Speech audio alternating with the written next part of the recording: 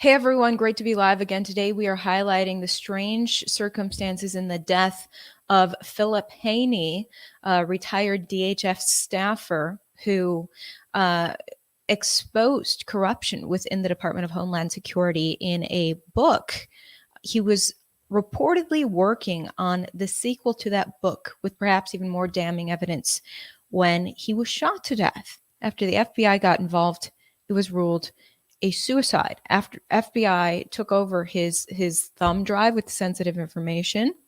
So why were federal agents investigating the death of a man who was about to expose a federal agency? That's a question. I've covered a lot of crime cases, and it's not very often that FBI gets involved in a suicide investigation. Suicide investigations are usually pretty boring. So anyway, I'm going to bring on Philip Haney's co-author for his first book, and Art Moore knows Philip Haney quite well, and we are going to discuss a few more details on what we know about this case. Before I do, shout out to the sponsor of my coverage, supportthesecond.com. Ukraine has just adopted their own version of the Second Amendment, but is it too late? Ukraine had strict gun control laws for decades, but the Ukraine government decriminalized gun ownership for self-defense because of the invading forces of Russia. This highlights how necessary gun rights really are for self-defense. This is why I highly recommend the gold Second Amendment coin as a way to show support for the constitutional rights that we do have. I love this coin so much that I've gifted it to others. One side has an engraving of a skull, 2 revolvers, and the word Second Amendment is my gun permit. And then the other side is a bald eagle with the word Second Amendment, United States Constitution, in God we trust. If you want to show your support for the Second Amendment, you'll love the gold Second Amendment coin. Get your gold Second Amendment coin for free for the next 24 hours. Just go to the link down in my description, supportthesecond.com. Click that link. And with that being said, I am thrilled to bring on Art Moore. Hi, Art. How are you? Doing well, thanks. Thanks, Ivory. Thank you so much for coming on. I know that you and I spoke on the phone yesterday about Philip Haney's case, and it was February of 2020 that he was found shot to death. It wasn't till last month that the sheriff's office there in California, where he died, came to a conclusion that it really was suicide. So it's like, why did this take so long? Tell me your thoughts on this whole case. Well, first of all, I want to honor Philip and what he did for our country. And I think regardless of what happened, I think that needs to be the emphasis. This is a guy who was there at the beginning of DHS after 9/11. And he, it would take a while to go into his whole story, but he, through a very unusual path, came to become an Islam subject matter expert at DHS. And he was at the center of so many of the big cases that had to do with the nexus of Islam and terrorism. And some of those were the Boston Marathon case. There was also the Orlando San Bernardino case that his investigations had a link to. And the short of the story really is that this is a guy who came in to serve his country. His main objective was to make sure that America stays safe, according to, and to do it in a way that aligns with the Constitution. And what happened simply was, in the context of any discussion of Islam, any relationship of Islam to terrorism, that increasingly was banned by our government, beginning with the Bush administration, but it really ramped up in the Obama administration. And it came to this place where Philip was simply following the trail of evidence where it led, and it led to figures that, strangely enough, the U.S. was protecting. Many of them foreign Islamic leaders engaged, connected with radical Islamic terrorist movements, connected to the Muslim Brotherhood, connected to Hamas. And there's so much to it, but basically Philip, on 9 different occasions, was investigated by his own government for simply, and exonerated every time, by the way, but for simply doing what he was asked to do, what the American people asked him to do. And I think people have a general sense of what our government, how our government views Islam and the relationship that it has to terrorism. And I always want to be clear, we're not indicting the billions of Muslims around the world. We're talking about people who have a very clear connection to Islamic supremacism. And it's really, in the end, it's not all about terrorism. It's mostly about the movements in the world that, including the Muslim Brotherhood, their stated goal is to make the whole world put it under Islamic law, under Sharia. I know there's a lot there, but I really, when I talk about Philip, I want to begin with, this was a courageous man who did everything that was asked of him and was punished for it. And I think we saw some of those characteristics arise when it comes to how the government treats people like him in the investigation of his death. So you co-authored his first book, See Something, Say Nothing, a Homeland Security Officer Exposes the Government's Submission to Jihad. This was his first big incident of whistleblowing about corruption within DHS. And he had told the Washington Times that he was working on his second book exposing this. Notes from his camper where he lived when he died, it looked like he had written notes about having videos he was going to release. And but I highlighted part of this because it talks about his background in exposing all this. As soon as he retired in 2015, then he released this book in 2016. And it says here, when recently retired DHS frontline officer and intelligence expert Philip Haney bravely tried to say something about the people and organizations that threaten the nation, his intelligence information was eliminated and he was investigated by the very agency assigned to protect the country. The national campaign by the DHS to raise public awareness of terrorism and terrorism-related crime, known as If You See Something, Say Something, effectively had become If You See Something, Say Nothing. In See Something, Say Nothing, Haney, a charter member of DHS, was with previous experience in the Middle East, and co-author Art Moore, that's you, exposed just how deeply the submission, denial, and deception run Haney, his insider eyewitness account, supported by internal memos and documents, exposes a federal government capitulating to an enemy within and punishing those who reject its narrative. Now, he disclosed corruption within the Bush and Obama administrations. Apparently, he was commanded by the Obama administration to delete files on terrorists. And when he wouldn't, apparently the agency did delete those things themselves, including related to the San Bernardino mass shooter. Had those files remained intact, the mass shooter could have been caught before he killed people. Same with the Boston bombing. That's pretty stunning. It is, yeah, and there's a whole lot more.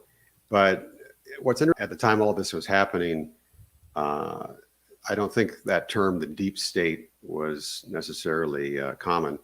It is now, and I think people understand that beneath the elected officials is this infrastructure of people who don't necessarily share the values of the American people, and they're willing to cave into some of these groups that, in the name of civil rights, are actually undermining security. And one example is the Council on American Islamic Relations. It has an office in Washington, D.C., not far from the White House. And this is a group that was founded by members of Hamas. That is the Palestinian wing of the Muslim Brotherhood. And I've talked to one of their founders, who is on record having stated to a group of Muslims, he thought this was pretty much off the record, but he said, hey, our reason for being here in America is not to assimilate. It's basically to advance the cause of putting the whole world under Islamic law, including America. And long story short, it's pretty clear that he did say that. He denies it, but there's no doubt that he did. And these are the kind of people who are influencing American policy. CARE, for example, was given a VIP behind-the-scenes tour of security at O'Hare International Airport. That's just one example. CARE, you guys know what CARE is, right? What does it stand for again? It's the Council on American Islamic Relations, and it's a group that it was a spinoff of this group that formed. It was formed by Palestinian Hamas leaders here in the U.S. So here we have Hamas Islamic leaders given a behind-the-scenes tour of one of America's biggest airports. Why are we Americans doing that? Okay, so this article here, it quotes Representatives King and Louis Gohmert, who were friends of Philip Haney, and they felt that he had been murdered. This was not suicide, based on that evidence that he carried around. Now, he had a thumb drive with some serious evidence on it. It says here, Gohmert and King said Haney carried a thumb drive containing sensitive documents. This thumb drive is curiously missing, the Washington Times reported. Now, when I reviewed what the sheriff's office there in Amador County, just outside of Sacramento, that's where he died. So that sheriff's office became the agency in charge of investigating this death. It showed, according to them, they did turn over that thumb drive to the FBI quite a while after he had died. So it appears from this report, which was weeks after he died, that perhaps the thumb drive went missing for a time. Then it was in the hands of the FBI. But if it's just, it's not a mystery as to why people's eyebrows are raised about his case, because he was about to do a second big expose on corruption within the executive branch of government. And here, who on earth goes and investigates his case and takes over the evidence? The executive branch of our government. One of the, the same branch that he was exposing, becomes in charge of his evidence. So my big question was, why would the FBI investigate a suicide? Because if this was an obvious suicide, which sheriff's office is acting like it was, right? There was a suicide note on the dashboard of his car. So he died in the parking lot of a park and ride. According to the sheriff's office, Philip Haney had parked his vehicle about 3 miles from the camper where he lived, at a park and ride near a freeway. And he sat in a lawn chair next to his vehicle and shot himself in the chest, and then slumped and fell out of the lawn chair. And that's the position he was in when he was found. And suicide note on the dash of his vehicle. I have covered many, many shootings, and the FBI doesn't get involved in suicides. So you knew him, and did he seem suicidal to you? No, I think it's pretty clear that almost everyone who knew him, family members and acquaintances, friends, saw him as a fearless warrior who easily could have given up. I think most people, 99.9% of people, would have given up after the first attack by the government. He was fearless, intrepid. Now, as to what happened, I think, well, let's just go back to the sequence of events. It's a Friday, February 21st, 2020, and his body is found. And the first report from, and they don't call this an official report, but their first indication, and they probably shouldn't have, even made that public, but was that it was suicide. And immediately and the context, this is Amador County. It's a rural county south of Sacramento. And immediately people who knew him, and he knew many people, from the top of the government to countless people in the grassroots. He went back and forth across the country, giving talks at all kinds of different groups. And he, by the way, he paid as much attention to a person standing in line to talk to him as he did to a congressperson. And anyway, so at that time, his body is found, and all these people call in, including myself, and say, you need to understand who this guy was. And so I think the sheriff's office there was caught off guard, and they then backtracked and said, no, we're investigating now. We're not coming to any conclusion. And the FBI got involved, I think, because of who he was. And they eventually found that he did have information with him, and they are investigating right now whether or not he was supposed to have that information, which is very similar to a lot of the investigations that took place when he was at DHS, where they later found out that, he was authorized. But in any case, it kept getting dragged on. We were supposed to, sometime in the summer of 2020, find out what happened. And the sheriff's office kept saying, well, we're waiting for the FBI to come back with this or that. And it eventually took more than 2 years. But, go ahead. Yeah, I have the local paper article here, investigation to murder of Philip Haney still on hold. So that was August 2021. They were calling it a murder. But yeah, it was just last month that the FBI finally came back. It's like, no, it's a suicide. Well, that's a headline that I don't know who published that story, but the county never. The thing is, you de facto in law enforcement, you assume murder in any kind of investigation that may turn out to be suicide. I mean, that's the premise that they start with to make sure that it wasn't that. And if it was, then it was. But I don't know about that headline because they, would constantly tell us it's under investigation, we're reserving judgment. But their initial, report was suicide, and that's what they came up with. But the thing about it, regardless of what actually happened, is that it's clear that it wasn't thoroughly investigated, at least in terms of what happened. I mean, they poured through all of the information very carefully that they had from him.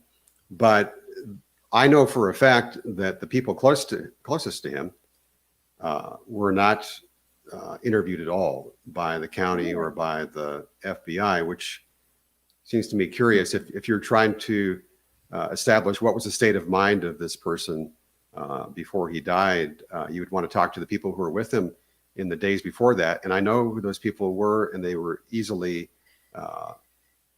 they actually even came into the office there. They were easily accessible. Well, So the sheriff's office did say that they talked to his next door neighbor in the trailer park, or it was in a trailer park, but like a camper park where he lived. Yeah. And that neighbor said that Mr. Haney seemed depressed and had given his plants to the guy the day before. Well, I mean, for one thing, he was always giving away plants. He loved plants. He loved people. He was always giving away plants. So that's really nothing. And he may have been depressed, or but he was upbeat, actually, according to what people I know who were with him say. Or he died. But look, that to me, when you read an article like that, that's based upon what the sheriff's office is telling people, it just shows me that they didn't do the kind of job that we would expect if you want to really find out what happened. So I actually called the sheriff's office to try to get more details, and I recorded that call. Let's see how it went here. Okay, so the latest thing that we have is that press release, and then it's closed on our end. So if you would like, you can reach out to Ledger Dispatch, and they have the full report.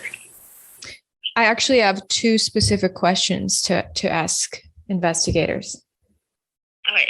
It's been closed, so you can look at the press releases, or you can contact the Ledger Dispatch and look at their release that they have.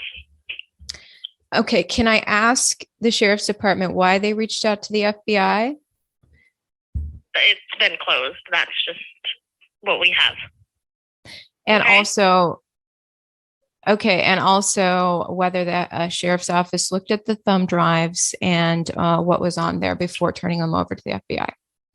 You can reach out to the Ledger Dispatch and see what they have. Okay? You mean the local paper? Yeah, they have the full report. You see, I'm a separate reporter who's verifying things myself. I don't depend on other reporters. I go straight to the source, which is you guys, the investigators. How can I talk directly with the investigators? So the case is closed. So you can either look at the press release or you can contact Ledger Dispatch, okay? Well, my viewers don't appreciate the secrecy, but have a good one. Thanks. Okay, so I just get so annoyed at the secrecy of some of these agencies. But seriously, the move that these law enforcement agencies like to pull at times is saying, well, it's still under investigation, so we can't say anything until the investigation is closed. Well, in this case, they're saying, well, the investigation is closed, so we can't say anything. You know, and you're supposed to be an open book after the investigation's settled. You're supposed to share more. And by the way, I did look at the entire press release they left. But for them to tell me to reach out to another media outlet, which is a tiny newspaper, to try to get intel was quite strange. But yeah, so we're not getting a lot of intel from the sheriff's office. And I wanted to tell the viewers and you, Art, about, I don't know if you're aware of this, Art, but something that happened right before Philip Haney's death. CNN reports Customs and Border Protection now considered a security agency by FBI and Secret, like FBI and Secret Service. So DHS, CBP is part of DHS, and they upped their security just a couple of weeks before Philip Haney died, which means that if you did a Freedom of Information Act request in regards to these people, much more information would be blotted out, blacked out. So Freedom of Information Act requests, you're not able to get as much transparency on what's really going on within the agency. I just thought that was interesting that happened right before he died, and as he was talking about releasing more information about DHS. Yeah, and I should go back to your inquiries with the sheriff's department, the sheriff's office. They did release to that paper that you're referring to a PDF with, I don't remember now, maybe 270 pages of documents. So there are documents there that are relevant to the case. Yeah, I actually have the photos. I went to the paper. Okay. The paper's website has a lot of photos of what he had. Now, this is interesting. This is his calendar notebook listing the day before he died and the day he died. So the day before he died, he was at a Republican Lincoln dinner in Bakersfield. Day he died, it says anxiety, something. Couldn't sleep, anxiety, couldn't sleep, depression, and that says psychiatrist. It looks like he went to a psychiatrist. That's interesting. That goes right along with the idea that he did commit suicide. Well, on the other hand, if you look through a lot of those documents, you can see that he was he was to have open heart surgery, and he was planning on that. You can see he was planning to go to the doctor. I just don't know how much you can make of that. Now, I think if you go through all those documents that were released, you can see the case that they make for self-inflicted. Frankly, we don't know what happened. What we do know is that was out of character. Again, he was a a fearless person who had gone through a lot. And, in the end, it's a mystery. But I think that even after, looking through all of those documents, there's a lot of questions that are raised, and that does not mean it was this or that. But what was clear was that the sheriff was not really fully, in tune with what was going on. I heard him give an interview on a local radio station where he said something that was just flat out false about Philip. And, he offered, I mentioned that whole thing about the neighbor and being given a plant and all of that, which, to me, to bring that up when you have so much other information that's more relevant, and just the fact that you didn't talk to the people closest to him. Right. Why didn't they do that? And I would hope, I saw, your attempt to try to get some answers was shut down, but I think it would be, this is a public servant, and he should answer to somebody like you a simple question of why the people closest to him, the people, including the people who were with him the last week of his life, were not ever interviewed. He was, according to Fox News, he was engaged to be married, and he had been in talks with DHS about returning to work for them. In fact, if you can go to those documents and you can see his last text. Wow. And this is his suicide note, by the way. I can't make out what it says. Yeah. I wanted to show you guys one more document here. This is something that was photographed by investigators as well. And this is, it says here, remarkable overlaps. See something, say nothing originated within agencies in the federal government. Now it has broken into the public domain. A Pulse nightclub attack survivor is one of the videos that has been taken down. This will be part of the secrets to See Something, Say Nothing, which will be called National Security Meltdown. Is that going to be the name of his new book? Yeah, that was his working title. It was National Security Meltdown. And a lot of it was what happened, since, and a lot happened since that book came out. But one of the things he did was he followed up with the family of the victims of the San Bernardino shooting. And just in short, and this is in the book, it's in the first. First book.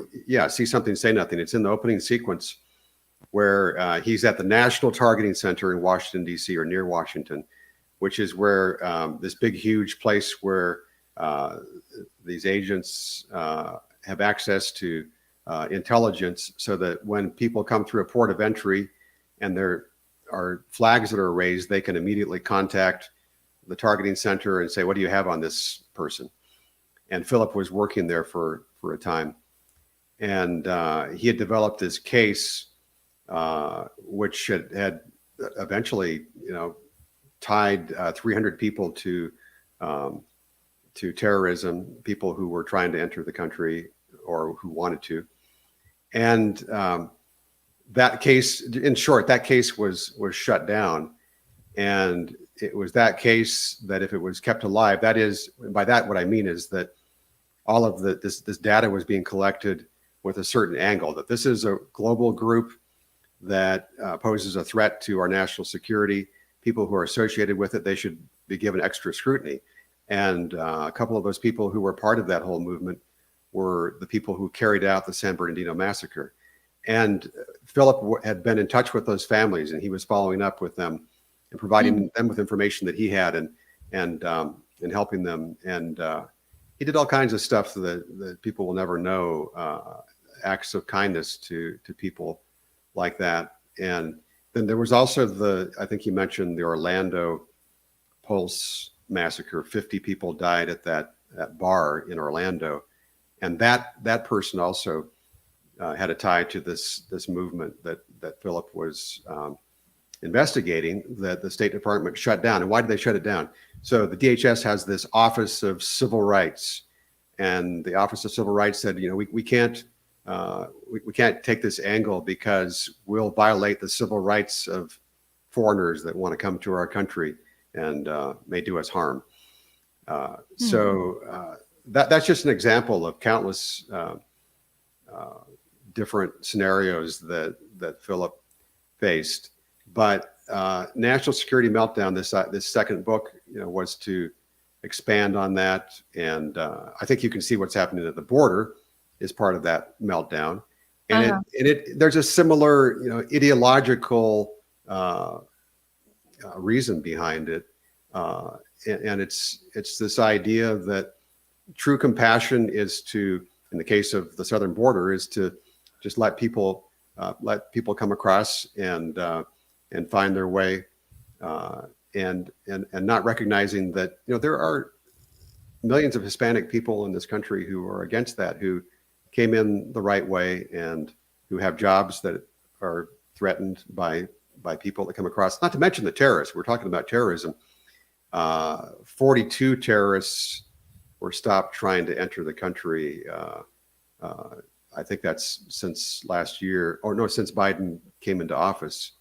Yeah, well, yeah, CBP just released this week that it was 23 people on terrorist watch lists who but they added to that at the border just this past year. 42. They because since that was up to the end of last year, but they upped that number to 42. And that's the people who were stopped, and of course we know many people escape Border Patrol, and so how many people, how many terrorists got into the country? That's the kind of thing that Philip was concerned about, and he was naming the names of officials who are allowing this policy to continue.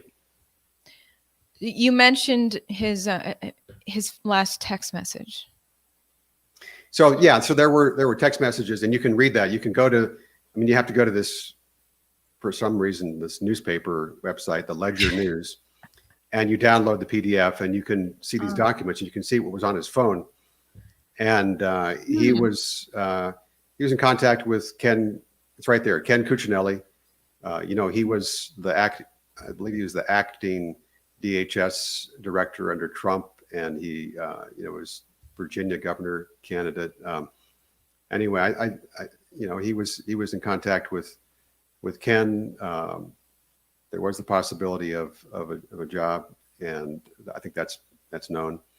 And so that was an exchange that took place, I believe, on the Thursday night before his body was found. So, it might have been a good idea. I don't think Ken Cuccinelli was ever contacted. Ken, were you offering him a job, and was he excited about coming on board, and all of these things that would relate to a person's state of mind before? If you're looking at another job on a topic that you're passionate about, you're engaged to be married, you're working on a book on a topic you're passionate about, those are not the type of things that suicidal people are doing, right? No, but look, I want to be realistic. We don't know what happened, and you can read through all of the evidence there, and I think it does raise a lot of questions. But a person could come to the conclusion that he took his life, and again, to emphasize, it's out of character. None of us. Louis Gohmert, you can go to a video of him after Philip died. He's on the House floor giving a tribute to him, a beautiful tribute that is reflective of how so many people see him as an exceptional person, just a person of stellar character, soft-spoken, and a self-described nerd. He was a scientist. He brilliant mind with photographic memory. Who was quirky and funny and loved everybody, but just a fierce, intrepid warrior who did not quit. And those of us who love him believe that his legacy, should be that. And he suffered incredibly. And you could call it, PTSD, the kinds of things that he suffered, and who wouldn't? And most people wouldn't have survived it. I believe God prepared him throughout his life. There were so many things that he suffered that prepared him to be the kind of person who would withstand the withering attacks of our government against somebody who was doing the right thing for us to protect our country, according to the Constitution. And by the way, if anybody says, this guy was, I'm sure you can find it out there. I know you can. He was an Islamophobe. He hated Muslims. No. He loved all kinds of people. And if you knew the kind of interactions he had with Muslims, people that he treated as human beings in the image of God, then you would think differently. But his thing was very simple. If you're a Muslim in this country and you believe that the U.S. Constitution is the law of the land, you're welcome. If you think that Islamic law should be the law of the land, then you have a problem with our founders. I mean, you have to agree to the rule of law as established by the Constitution, or you shouldn't be here. And frankly, there are all kinds of people who have come here who don't. And I mentioned CARE. You can look at some of my articles. Amazing path that investigation took that led to you could say it's circumstantial, but it's pretty clear conclusion that one of these top leaders who is on, I don't know if he still is, but for a long time he was on MSNBC and CNN as the spokesman for Muslims. This guy who says that we're here in this country as Muslims to take over and to establish Islamic law. And by the way, they don't think it's going to be overnight. They actually are realists. They look at the long term, the long haul, and maybe it'll be 50 years, maybe it'll be 100 years, but someday this will be an Islamic country. And look at CARE's actions, and you can see that they're doing everything that they can to undermine this nation, the Constitution, and of course, the incredible events of the last couple of years. In that short period of time, we've seen all kinds of these different groups that have a kind of common cause. Antifa, uniting with others who all have this intent of undermining this country so that they can replace it with their own vision. Yeah, I interviewed one of the CARE leaders once. They have a big community in Minneapolis where I used to work. And I accidentally walked in their office through the front door, which is the men's door. I messed up. I had to go through the back door because I'm a female. So that was interesting. But that's the America they envision, by the way, Ivory, that all the doors will be that way. Oh, man. And so anyway, this note about his upcoming expose, it mentions several videos. There's a swimming video he mentions, sex orientation, it looks like, video, and another video. So were you aware he was going to release videos? I wasn't aware of that. I had conversations with him about what he was doing, and what I had said is I'd love to see what you come up with. Unlike this first book, I was not involved. I was working on other things, and so I'd hoped to be able to see it when he finished it. And we didn't have any agreement, that we would publish it together as we did with the first one. But he would talk about it now and then, and it was just mainly the big picture, I think, that we're seeing unfold now. Again, just the border chaos is an example of that, as well as our foreign policy that is undermining it, not just people abroad, but people here at home. Now, yeah, I was trying to find that text message you mentioned. These are all the documents on Ledger Dispatch news website. So it could be that Philip Haney had just got so much anxiety and depression from the fear of the backlash of this next expose, right? That could have caused him to go into a suicidal state, perhaps. Yeah, But- I want Go on. whatever happened. Yeah, I don't think it would be as simple as that.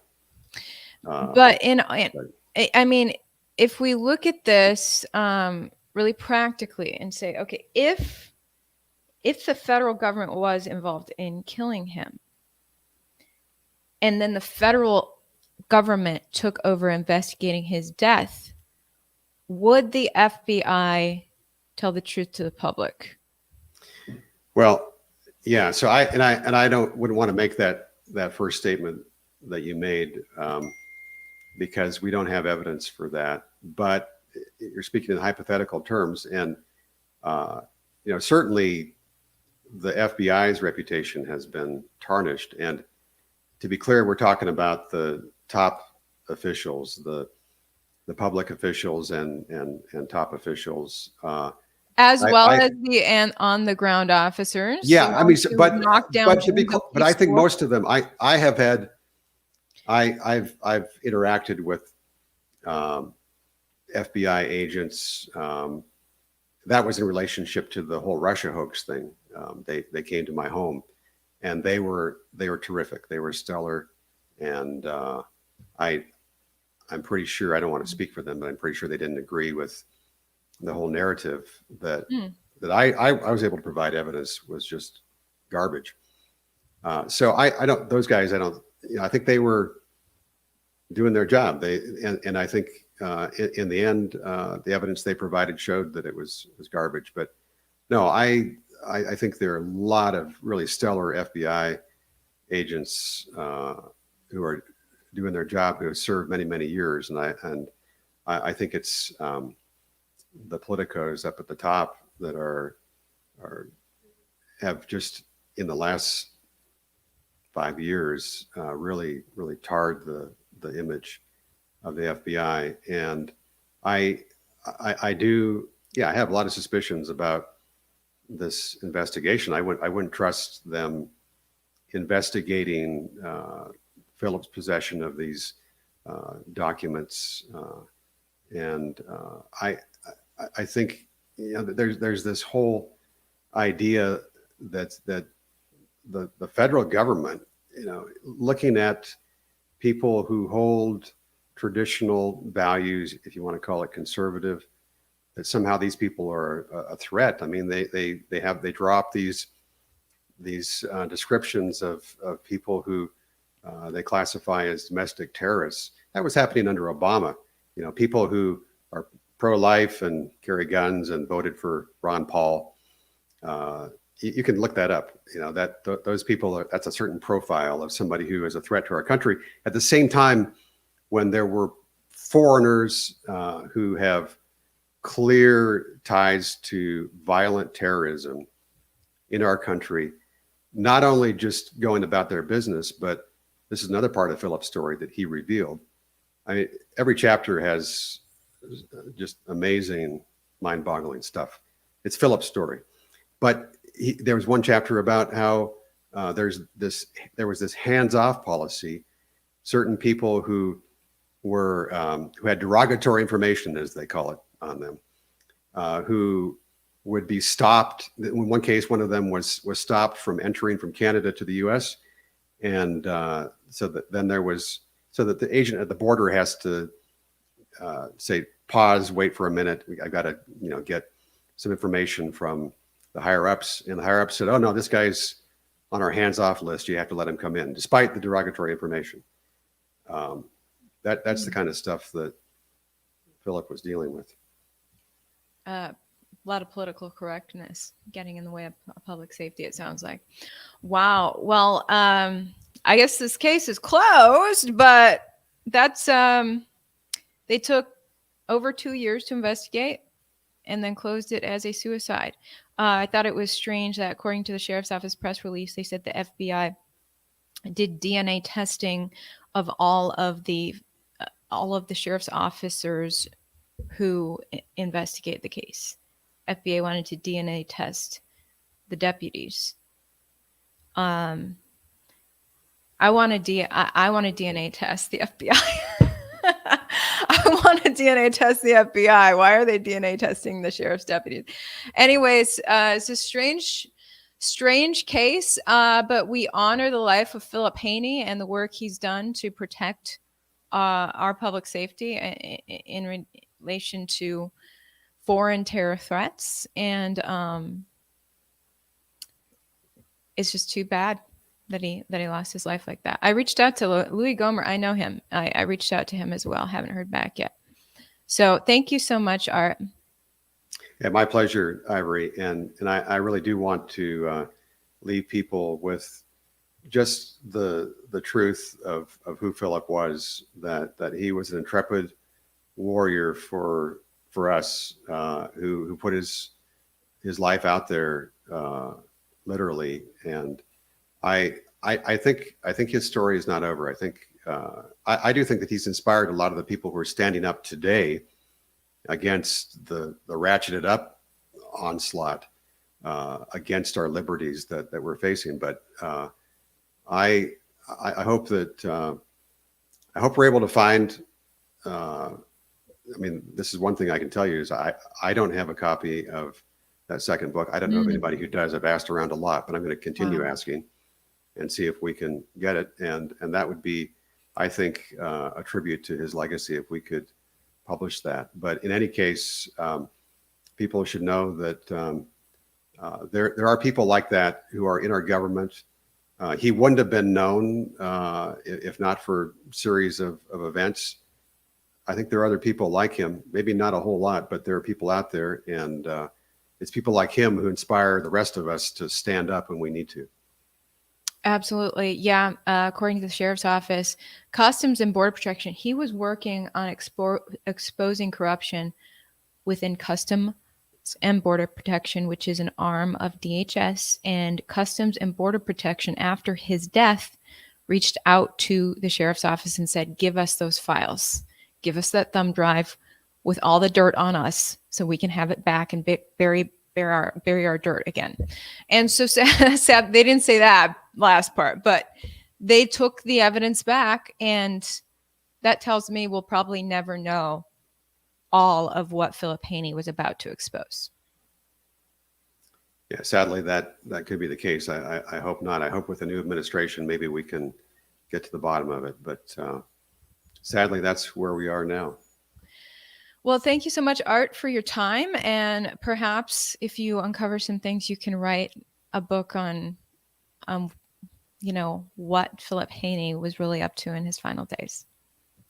Well, I definitely, I need to get it out there more. We've written some things since then. And if we talk again, there's a lot more that I think people would be really amazed at. Just in the last 3 or 4 years that have confirmed that what he said was true, and also that there's a lot more that we need to probe into. So I'm thankful for Philip for his friendship. He was a great friend to many people, and the loss is not just to our country, but there's a personal loss that many of us feel. He was an extraordinary person. Well, thanks so much for helping shed light on his case. Definitely keep in touch and let me know if any more developments happen. Happy to. Thank you. Thank you, Ivory. Okay, thanks. Talk to you later.